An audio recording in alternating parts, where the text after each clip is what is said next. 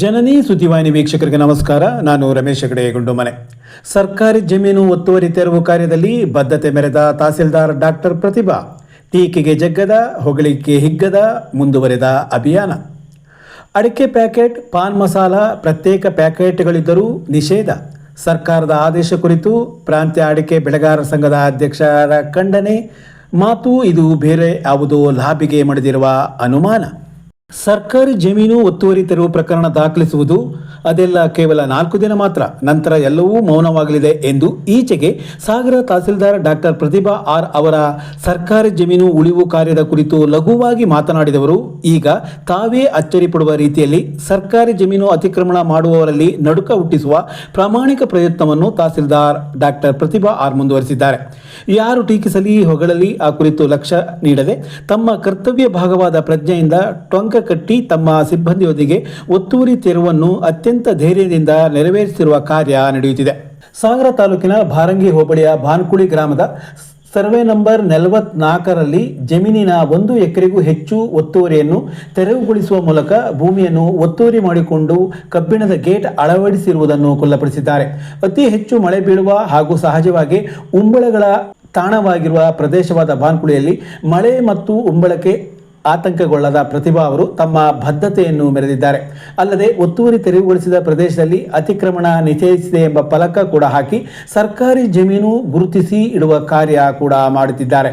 ಅಲ್ಲದೆ ಅತಿಕ್ರಮಣ ಮಾಡಿದವರಿಗೆ ಭೂ ಕಂದಾಯ ಕಾಯ್ದೆ 192(a) ಅಡಿಯಲ್ಲಿ ಕಾನೂನು ಕ್ರಮ ಕೈಗೊಳ್ಳಲಾಗುವ ಎಚ್ಚರಿಕೆಯನ್ನು ಕೂಡ ನೀಡಲಾಗಿದೆ.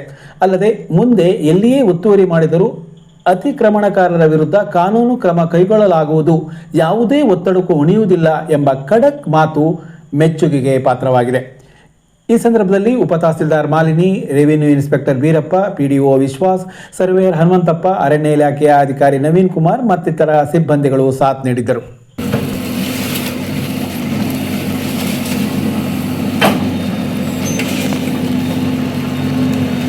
ಈ ದಿನ ಶಿವಮೊಗ್ಗ ಜಿಲ್ಲೆಯ ಸಾಗರ ತಾಲೂಕಿನ ಭಾರಂಗಿ ಹೋಬಳಿಯ ಬಾನುಕುಳಿ ಗ್ರಾಮದಲ್ಲಿ ಇವತ್ತು ನಾವು ಒತ್ತುವರಿ ಕಾರ್ಯಾಚರಣೆ ನಡೆಸ್ತಾ ಇದ್ದೀವಿ. ಬಾನುಕುಳಿ ಹೋಬಳಿಯ ಸರ್ವೆ ನಂಬರ್ 44ರಲ್ಲಿ ಒತ್ತುವರಿ ಕಂಡು ಬಂದಿತ್ತು. ಇವತ್ತು ನಾವು ಎಲ್ಲ ಸಿಬ್ಬಂದಿಗಳೊಂದಿಗೆ ಅರಣ್ಯ ಇಲಾಖೆಯವರು, ಸರ್ವೆ ಇಲಾಖೆಯವರು, ಹಾಗೆ ಉಪ ತಹಶೀಲ್ದಾರ್ ಅವರು, ಹಾಗೆ ರೆವಿನ್ಯೂ ಇನ್ಸ್ಪೆಕ್ಟರು ಮತ್ತು ಪೊಲೀಸ್ ಅವರ ಒಂದು ಸಹಯೋಗದಲ್ಲಿ ಇವತ್ತು ನಾವು 44ನೇ ಸರ್ವೆ ನಂಬರಲ್ಲಿ ಇದ್ದಂತಹ ಒತ್ತುವರಿಯನ್ನು ತೆರವು ಮಾಡಿ ಇವತ್ತು ನಾವು ಸರ್ಕಾರದ ವಶಕ್ಕೆ ತಗೊಂಡಿದ್ದೀವಿ. ಇಲ್ಲಿ ಸುಮಾರು 21 ಗುಂಟೆಗಳಷ್ಟು ಅದು ಒತ್ತುವರಿ ಆಗಿತ್ತು. ಆ ಒತ್ತುವರಿಯನ್ನು ಇವತ್ತು ನಾವು JCB ಮೂಲಕ ತೆಗೆಸಿ ನಾವು ನಮ್ಮ ಸರ್ಕಾರದ ವಶಕ್ಕೆ ತಗೊಂಡಿದ್ದೀವಿ. ಜೊತೆಗೆ ನಾವು ಇಲ್ಲಿ ಇವತ್ತೊಂದು ಬೋರ್ಡನ್ನು ಕೂಡ ಹಾಕಿದ್ದೀವಿ.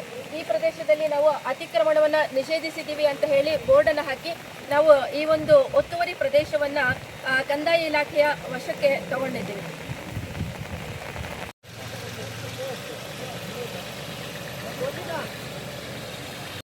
ಬೇರೆ ತಂಬಾಕು ಉತ್ಪನ್ನಗಳು ಹಾಗೂ ಸಿಗರೇಟ್ ಮಾರಾಟದ ಮೇಲೆ ಯಾವ ನಿರ್ಬಂಧಗಳು ಹೇರದೆ ಅಡಿಕೆ ಪ್ಯಾಕೆಟು ಹಾಗೂ ಪಾನ್ ಮಸಾಲ ಪ್ರತ್ಯೇಕ ಪ್ಯಾಕೆಟ್ಗಳ ಮೇಲೆ ನಿಷೇಧ ಹೇರಿರುವ ಸರ್ಕಾರದ ಆದೇಶ ಹಲವು ಅನುಮಾನಕ್ಕೆ ಕಾರಣವಾಗಿದೆ.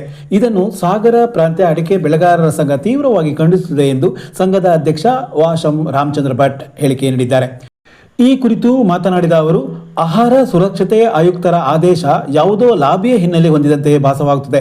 ಅಡಿಕೆ ಬೆಲೆ ಏರುತ್ತದೆ, ಮಾರುಕಟ್ಟೆಯಲ್ಲಿ ರೈತರಿಗೆ ಅನುಕೂಲವಾಗುತ್ತದೆ ಎಂಬೆಲ್ಲ ಸಂದರ್ಭಗಳಲ್ಲಿ ಈ ತರಹದ ಹೊಸ ಆತಂಕ ಹುಟ್ಟಿಸುವ ಸೂತ್ರಗಳನ್ನು ಅನುಸರಿಸಲಾಗುತ್ತದೆ. ಹಾಗಾಗಿ ರಾಜ್ಯ ಸರ್ಕಾರ ಜೂನ್ 15ರ ಈ ಸುತ್ತೋಲೆಯನ್ನು ತಕ್ಷಣ ಹಿಂಪಡೆಯಬೇಕು ಎಂದು ಆಗ್ರಹಿಸಿದ್ದಾರೆ. ಅಡಿಕೆ ಬೆಳೆಗಾರರ ಸಂಘ ಗುಟ್ಕಾ, ಪಾನ್ ಮಸಾಲ್ ಪರವಾಗಿ ವಾದ ಮಾಡುತ್ತಿಲ್ಲ. ಆದರೆ ರಾಜ್ಯದಲ್ಲಿ ಇದೇ ರೀತಿಯ ಉತ್ಪನ್ನಗಳು ಚಾಲ್ತಿಯಲ್ಲಿರುವಾಗ ಕೇವಲ ಗುಟ್ಕಾ, ಪಾನ್ ಮಸಾಲದ ಮೇಲಿನ ಕ್ರಮವನ್ನು ಪ್ರಶ್ನಿಸುತ್ತದೆ. ಅಡಿಕೆ ಆರೋಗ್ಯಕ್ಕೆ ಹಾನಿಕಾರವಲ್ಲದ ಸಂದರ್ಭದಲ್ಲಿ ಅಡಿಕೆಯನ್ನು ಅನುಮಾನದಿಂದ ನೋಡುವಂತಹ ವಾತಾವರಣವನ್ನು ಸೃಷ್ಟಿಸಲಾಗುತ್ತಿರುವುದು ನಿಜಕ್ಕೂ ಬೇಸರದ ಸಂಗತಿ. ಸರ್ಕಾರಕ್ಕೆ ನಿಜಕ್ಕೂ ಆರೋಗ್ಯದ ಪರ ಕಾಳಜಿ ಇದ್ದರೆ ಮದ್ಯ ಮಾರಾಟ, ಸಿಗರೇಟ್ ತಯಾರಿಕೆಗಳನ್ನು ನಿಷೇಧಿಸಲು ಮುಂದಾಗಲಿ ಎಂದು ಅವರು ಹೇಳಿಕೆಯಲ್ಲಿ ತಿಳಿಸಿದ್ದಾರೆ. ಸರ್ಕಾರ ಮತ್ತೊಮ್ಮೆ ಅಡಿಕೆ ಬೆಳೆಗಾರರ ಜೀವನದ ಜೊತೆಗೆ ಚೆಲ್ಲಾಟ ಆಡ್ತಾ ಇದೆ. ಇದನ್ನು ಸಾಗರ ಪ್ರಾಂತ್ಯ ಅಡಿಕೆ ಬೆಳೆಗಾರ ಸಂಘ ತೀವ್ರವಾಗಿ ಖಂಡನೆಯನ್ನು ಮಾಡ್ತದೆ. ಆಹಾರ ಸುರಕ್ಷತೆಯ ಆಯುಕ್ತರ ಆದೇಶ ಯಾವುದೋ ಲಾಬಿಯ ಹಿನ್ನೆಲೆಯನ್ನು ಹೊಂದಿದೆಯೋ ಹೇಳ್ತಕ್ಕಂಥದ್ದು ಭಾಸವಾಗ್ತಾ ಇದೆ. ಅಡಿಕೆ ಬೆಲೆ ಏರ್ತಾ ಇದೆ. ಇಂತಹ ಮಾರುಕಟ್ಟೆಯಲ್ಲಿ ರೈತರಿಗೆ ಅನುಕೂಲವಾಗುವಂಥ ಸಂದರ್ಭ ಒದಗಿ ಬರ್ತಾ ಇದೆ. ಇಂತಹ ಸಂದರ್ಭದಲ್ಲಿ ಈ ಥರ ಜನರಿಗೆ ಆತಂಕ ಹುಟ್ಟಿಸುವಂಥ ಸೂತ್ರಗಳನ್ನು ಸರ್ಕಾರಗಳು ಹೇರ್ತಾ ಇರೋದು ಖಂಡನೀಯ. ರಾಜ್ಯ ಸರ್ಕಾರ 15ನೇ ತಾರೀಕು ಹೊರಡಿಸಿರ್ತಕ್ಕಂಥ ಸುತ್ತೋಲೆಯನ್ನು ತಕ್ಷಣ ಹಿಂಪಡೆಯಬೇಕು. ತಂಬಾಕು ಉತ್ಪನ್ನಗಳ ಮತ್ತು ಸಿಗರೇಟ್ ಮಾರಾಟದ ಮೇಲೆ ಯಾವ ನಿರ್ಬಂಧನ ಇಲ್ಲದಿರುವಾಗ ಆರೋಗ್ಯದ ದೃಷ್ಟಿಯಿಂದ ಆ ಉತ್ಪನ್ನಗಳನ್ನು ನಿಷೇಧಿಸದೇ ಇರುವುದರಿಂದ ಮತ್ತು ಅಡಿಕೆ ಪ್ಯಾಕೆಟು, ಪಾನ್ ಮಸಾಲ ಪ್ಯಾಕೆಟ್ಗಳನ್ನು ಬೆರೆಸಿ ತಿನ್ನುವ ಆಯ್ಕೆ ಗ್ರಾಹಕರಿಗೆ ಇರುವಾಗ ಏಕಾಏಕಿ ಪಾನ್ ಮಸಾಲ ಹಾಗೂ ತಂಬಾಕಿನ ಪ್ರತ್ಯೇಕ ಪ್ಯಾಕೆಟ್ ಮೇಲೆ ನಿಷೇಧ ಹೇರಿರುವುದು ಯಾವುದೇ ಕಾರಣಕ್ಕೂ ಸರಿಯಲ್ಲ. ಹಾಗಂತ ಅಡಿಕೆ ಬೆಳೆಗಾರ ಸಂಘ ಗುಟ್ಕಾ ಅಥವಾ ಪಾನ್ ಮಸಾಲ ಪರವಾಗಿ ವಾದ ಮಾಡ್ತಾ ಇಲ್ಲ. ದೇಶ ಹಾಗೂ ರಾಜ್ಯದ ಬೇರೆ ಬೇರೆ ಭಾಗಗಳಲ್ಲಿ ಇದೇ ಥರದ ಮಾದರಿಯ ಉತ್ಪನ್ನಗಳನ್ನು ಚಾಲ್ತಿಯಲ್ಲಿರುವಾಗ ಕೇವಲ ಗುಟ್ಕಾ ಪಾನ್ ಮಸಾಲದ ಮೇಲಿನ ಕ್ರಮವನ್ನು ಪ್ರಶ್ನಿಸಬೇಕಾಗ್ತದೆ. ಹಾಗಾಗಿ ಅಡಿಕೆ ಆರೋಗ್ಯಕ್ಕೆ ಹಾನಿಕಾರಕವಲ್ಲದ ಸಂದರ್ಭದಲ್ಲಿ ಅಡಿಕೆಯನ್ನು ಅನುಮಾನದಿಂದ ನೋಡುವಂಥ ವಾತಾವರಣ ಈಗ ಸೃಷ್ಟಿಯಾಗ್ತಾ ಇದೆ. ಹಾಗಾಗಿ ಇದನ್ನು ಅಡಿಕೆ ಬೆಳೆಗಾರ ಸಂಘ ಕಡಾಖಂಡಿತವಾಗಿ ವಿರೋಧವನ್ನು ಮಾಡ್ತದೆ. ಸಾಂಪ್ರದಾಯಿಕ ಪಾನಂಗಡಿಗಳು ತಾಂಬೂಲ ಪದ್ಧತಿಗಳನ್ನು ಉತ್ತೇಜಿಸುವ ಮೂಲಕ ವಿವಿಧ ಲಾಬಿಗಳನ್ನು ಮಣಿಸುವ ಕೆಲಸ ಸರ್ಕಾರ ಮಾಡಬೇಕಾಗಿದೆ.